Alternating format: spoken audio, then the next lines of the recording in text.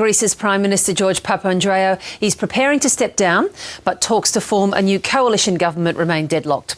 The smallest party in the coalition has now walked out after 3 days of intense negotiations. And as Greece struggles to resolve its political crisis, Italy's debt problems are now getting worse. The cost of borrowing money for Italy has now hit a record high of more than 7%. A series of wild storms have caused havoc in parts of Sydney, Victoria and South Australia's Riverland region. Victoria was the worst hit. The state emergency services received more than 1,000 calls for help. There were reports of homes being damaged, fallen trees and widespread flash flooding. The Senate's expected to pass the federal government's plain packaging laws for cigarettes today.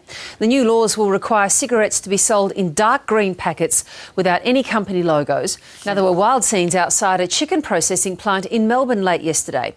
A security guard who tried to cross a picket line had his car keys taken away by union members. When they were returned, he tried to drive through the crowd. One person was treated for an arm injury. And Russia says it will not support any new sanctions against Iran after a UN report found that Tehran may be trying to develop nuclear weapons. Britain and France have joined the United States in calling for tougher sanctions against the country.